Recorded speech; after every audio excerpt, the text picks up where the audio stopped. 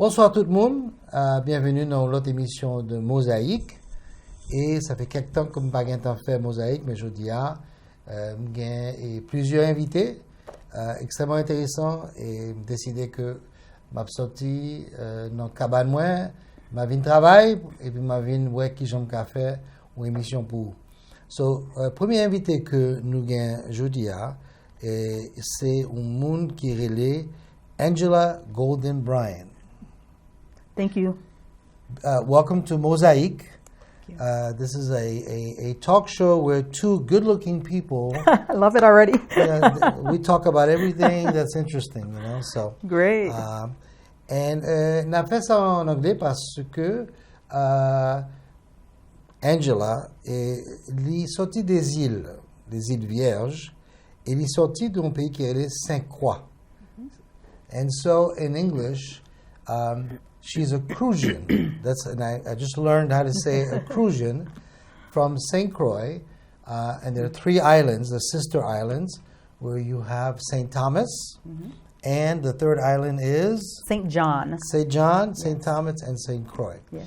And the reason that a friend of mine actually asked me, would I be interested? And I said, I'm always interested in talking to beautiful women, number one. But number two, because she has written a book about a situation that happened, about 120 years ago? Yeah, 1878, 1800s. 1800s, which is similar to what Haitians have understood, because that happened to them in 1804, is that this island and the slaves that were on that island, even though this happened almost 100 years after about 30 years after. 30 years of the Haitian Revolution. I'm sorry. After the emancipation of slaves in the United States. But 30 years later, they still had the supposedly ex-slaves in St. Croix, but their living conditions were the same as if they were slaves. That's right. And so the story that she wrote about, and has done some research, and it's interesting because the research, with screenplays and books, you never finish because you always find something new. But so it's about the story of women, these women that decided that they didn't want to live in these kind of conditions anymore. And so they basically decided, since they couldn't get relief or they couldn't get people to change the way they were going to be treated, they decided to just fire burn. And they just took to the streets and they burned down about half the country. And this is what this is about. Now tell me, your origin is St. Croix, and maybe one of these women is someone in the family back in the day? Well, that would be interesting. So far, what I have found out is that my ancestors, my great-great-grandmother Mariah, she was actually an eyewitness to the event known as the fire burn. So I don't know that I am related to any of, we call them queens. I don't know that I'm related to any of the queens, but definitely to an eyewitness. We're going to say you are. Thank you. Okay. Because, it's in my blood. Exactly. It's in my blood. It's in your blood. And I think that anytime the Haitian community understands what their history is, which is the richest and the best part of their history, because it's not what is happening in Haiti today that we're proud of, but it's what happened, to get to the revolution and to give us that.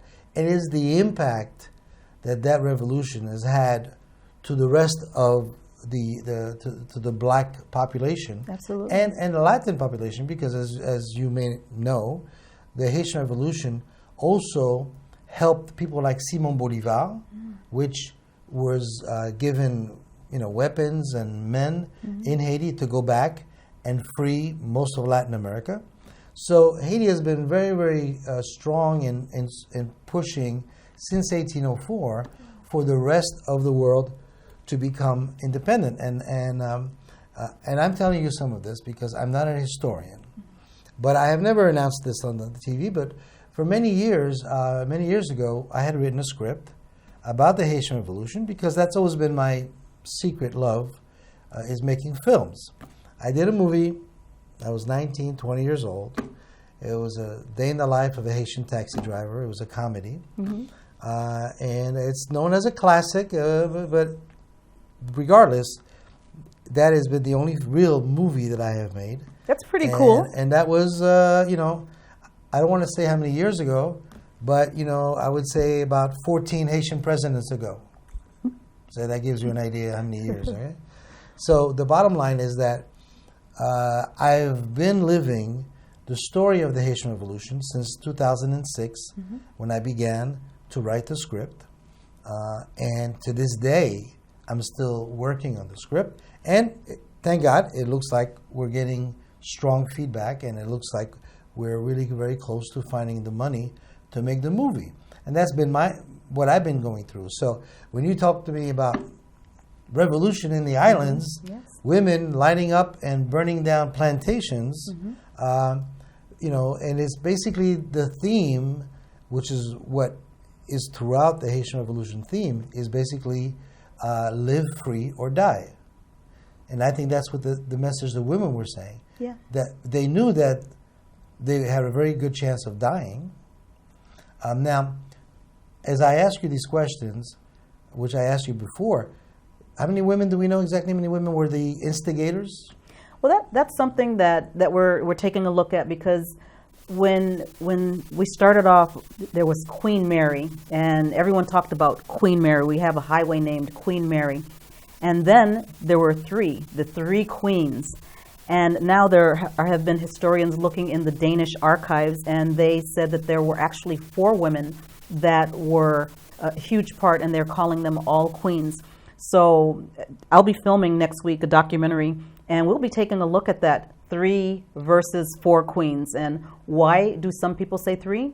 And why do some say 4? If you look at the cover of my book, I have 4 women, and that's what I ascribe to.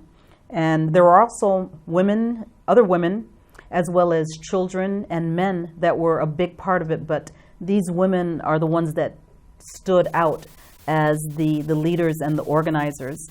We'll also take a look at, was this something that happened spontaneously out of anger in the moment? Or was this something that was planned and organized? Because there are different feelings and vibes, but we're looking at now, what do the archives say? The archives were stored in Denmark for quite a while, because in the 1800s, St. Croix, St. Thomas, and St. John, which is the current day U.S. Virgin Islands, they were Danish territory, so they were the Danish West Indies. So a lot of the archives, all of the archives actually were in Denmark. So now those are surfacing and being translated, and we're finding more and more information. But now these 3 islands are part of the U.S. Virgin Islands. Exactly. Because in 1917, March 1917, the United States bought them for $98.75. Don't remember the amount, but it wasn't quite that cheap. It was PI. It was on sale. They went on eBay. 3 islands available right now on sale. You can get them. And it's true. You imagine entire islands with a population being purchased by another country. Yes. And so what happens is that just even that part to me is an interesting story. Absolutely. Because all of a sudden you are a Dane. You were born there. Yes. Of originally maybe African descent, but you're a Dane. All through your childhood, you are talking about knowing the Dane history, the Danish flag, and you're speaking the language, which is called. Well, we were under the U.S. Virgin Islands were under 7 different flags, and so they changed hands quite frequently. And there were also the indigenous people. There were the Carib Indians as well as the Arawaks. So with slave trade, and as we know, people were enslaved. I don't even like referring to them as slaves, because they weren't born slaves. They were born free, and they were enslaved. They were brought along that slave route and dropped off throughout the Caribbean. So I think a lot of the Caribbean islands, they share a very similar heritage, in that there is such a wide mixture in terms of the DNA who constitutes that population. So basically the post office had 7 different flags that they would bring up depending on who who's the. But just imagine that you're a Dane, and all of a sudden you look in the paper. Oh, United States just bought us. Yeah, you're American so now. We're an American, which a territory of the of the United States. And everybody there was automatically became a U.S. citizen, or had to apply. You became a U.S. citizen overnight. But being of territory, one does not get to vote for the president. There is a governor, but the president is the president of the U.S. Virgin Islands. Wow, that's amazing. And what is the population today? That, you know what, those are things, I've been away for a while. I haven't kept current with that, unfortunately, but it's a small island, and not sure of the population. But so what's interesting, I think, in this idea is that just the idea of, rather be dead than not free, yes. And so the fact that these women, and from what I understand, they could not, the Danish law would not allow them to kill women because the military came in to retake control after the fire, but they took the women responsible and they put them in prison. Where were they in prison? So the women, and that's another thing, oftentimes it seems like when there are local heroes, the stories turn into myths and folklore.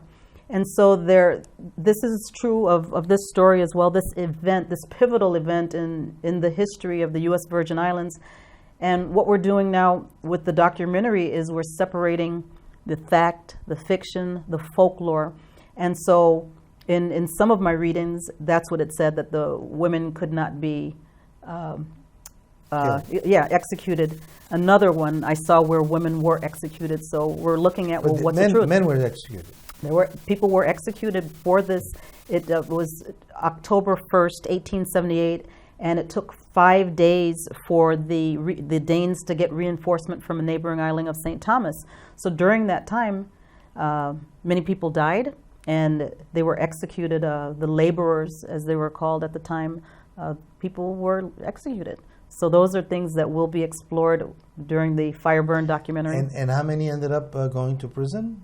Oh, I'd have to look in here again for those details, because the idea is that they were, and why the reason why there is documentation is because while they were in the prison in what city? Copenhagen. In Copenhagen. Yes. Then a lot was written. Yes. In a language that you have to get translated now to be able to understand. So, well, these 4 women, I thought you meant like how many total. That's something we could research. But I'm following these 4 women, and they were imprisoned in Copenhagen. So there were 4 in Copenhagen. There were more than that, but I'm following these 4. Those 2, exactly. So I think it's a very interesting story. I'm very happy that someone is looking into getting it, in a book. Yes. And as you see, you'll see it's very much in a screenplay format. Yes. So there's always hope that now it's going to be a documentary. Absolutely. And did you you were partially funded, but are you still looking for some help in that? Because before the interview ends, I want to make sure that, first of all, anybody who would like to get the book, how they can do that. Yes. Number 2, how, if they want to help and contact you with this documentary. Yes. And how they can help to do that. And you should also know that Angela also created a book for children. Yes. So that basically was the theme, as I understand. And maybe you explain it. Tell me about the story about this story, which is the same story, but in a children's format. Yes, so it's like you said, a children's format, and I took the backdrop of the Fireburn event. I put it in a classroom setting where a history teacher is talking about the human rights violations, and in that we have a young boy that's being bullied, and so I do this parallel about anti-rights violations and bullying. They're so very similar. You're taking advantage of someone who can't take care of themselves. They're being abused. I parallel that in a rhyming format so that kids can learn about this very important event and that they can also learn appropriate behavior, because I turn it around in the end that this is the correct behavior. This is what happened, but this is what's the correct behavior. And this was actually inspired by my son. He was bullied, and it just, thank God he's doing much better now. He's a young adult now. But during the time, his middle school years, it was very difficult. And it's a topic that I would like to see rectified. So often in our lives, there's something that becomes fashionable to talk about. Oh, let's talk about this, and then it dies, even though the problem has not been solved. So this is a conversation that I would like to see continued. And I said, what a perfect backdrop and a parallel. Sure. So this is your camera. Please let them know how to contact you if they would like to help with the documentary, and how they can get a copy of this book. Or either one. Either one, yes. This is basically for third, fourth, and fifth graders. Yes. That's a good, maybe even sixth graders. Yeah, sweet spot. That's the area that I think this is written for. And this is for anybody who's above that. So I'll let you go ahead and do that now before. Great, sure. Well, so my name, Angela, I don't know how close you can get to that, AngelaGoldenBryan.com. And on AngelaGoldenBryan.com, you'll find a link to Fireburn Documentary, our Indiegogo campaign fundraising page, as well as a link to where you can purchase a copy of this, which became, by the way, an Amazon #1 bestseller back in July, and of the children's book as well. So just go to AngelaGoldenBryan.com, and we truly appreciate any and all support. We have some fun perks associated with as well, and we're very, very thankful for your interest. If you'd like to get more updates on it, there is a spot at the bottom of the page for you to fill out your contact information. And I promise you, I won't bombard your email, but we'll just send occasional updates so you'll know what's happening in the fire burn world. Very good. So, like I said, my interest is very strong in any of the revolutions that happen,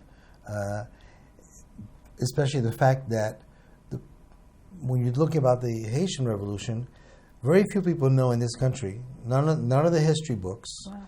Nobody talked about it. I'm sure that for many years, even in Europe, the Danes kept this thing quiet because as they didn't, the other countries that continued slavery after Haiti, after 1804, for 80 years, Jamaica, Martinique, Guadeloupe, your islands, all those areas continued. So the ruling class, the people that were making money with the slaves, did not want the revolutions to be spread. So they made sure that it was like basically an embargo put on Haiti. Because if that had not happened, there could have been more revolutions sooner. Absolutely. St. Croix's revolution could have been a true revolution that might have happened within 5 or 10 years of the Haitian Revolution, right. Because there were slaves there. So with Martinique, Guadeloupe, Jamaica, the Bahamas, all those islands, and the United States, and even the United States, which finally had their Emancipation Proclamation, it still took a civil war where hundreds of thousands of men died because of the fact that even though there was the slaves were no more slaves officially, the people still continued, wanted to continue. So it's a difficult mindset to change once people have become enamored with the money that it brings to enslave a person. It was all about money. It was all about absolutely money. Because you, as far as Haiti is concerned, at the time of the revolution, you're talking about Haiti representing 80% of France's revenue. Wow. 80%, and that's how they financed Napoleon's wars. And so the France got extremely rich on the backs of the slaves. Absolutely. Sugar was king, cotton in the United States, sugar in the Virgin Islands, and who did the work? Sugar, coffee, and all of that. So I think that I think that, today it's important that we remember what happened. Not that this is going to happen again, but you know what? We need to honor those that risk those lives. Absolutely. Today, when we talk about, and I see how soldiers and people who risk their lives and how they're being more appreciated, yes, is because these people, there may be a job, it may be a job, but technically they're risking their lives. Now, Absolutely. there are people who died fighting for, you have an opportunity now in this country to vote, to do everything that you're doing. Yes. But many people back then were willing to take the risk. Because Absolutely. you could have just stay home, go to sleep, That's right. live, accept the conditions, swallow it, Yes. and say, I'm not going to risk my life. Yes. But, And as you say, it's a tribute, and so this is fictitious. It's based on this historical event, and it serves as a tribute to the people that went before and fought and lost their lives and just went through horrific conditions. And so the documentary that I'm producing, I'm the executive producer on, this is what brings to light the archives, the truth. We'll also take a look at art, because how art is also a wonderful tribute. And it allows us to express the pain, just the passion and things that happen, but it can also have a fictitious aspect to it as well. And I'm sure the music, I'm sure there were songs Absolutely. written about this. Absolutely. And children's stories. And because my understanding is that once these women put fire and all this was said and done, everything changed on that island. The Danes realized they couldn't continue these working conditions that were oppressive, abusive. They might have gotten paid 10 cents for the day, but they would charge 30 cents for living in the plantation. Things like that. And change did come. It didn't necessarily come radically and quickly, but it did come because they understood that, wow, people are going to riot. We're going to lose our lives, and so change did come. The labor laws were changed. And it eventually. took them to risk their lives to do it. Absolutely. So we stand on the shoulders of our ancestors, whether we're in Haiti, the Virgin Islands, or wherever. I believe pretty much we as human beings, we are not going to allow ourselves to be enslaved. It just goes against the grain of what's in our DNA, that fight for freedom and the knowledge of knowing that we were born to be free. Every country has its own heroes that help them with their independence from someone. Exactly. Most countries has that. Yeah. I really appreciate you coming. Thank you so much for the opportunity. I'm telling everyone, m'espère que tu bien comprendre ça me présenter dans l'émission yo. Et t'as aimé que ou supporter. Angela, thank you so much. Merci. I've asked everyone. Merci. Merci. Il va pas l'écrire. Merci beaucoup. Thank you so much. Thank you. N'abtournez après un petit message. N'abtournez tout de suite. Merci. Don't turn it off yet. Keep the camera on me. I'm going to say something else. The camera's on me. Okay. Ça c'est émission que nous. Merci encore pour suivre Mozayk et m'espérer que vous allez regarder encore une fois semaine prochaine. M'espérer que vous allez avoir une nouvelle émission pour vous. À bientôt.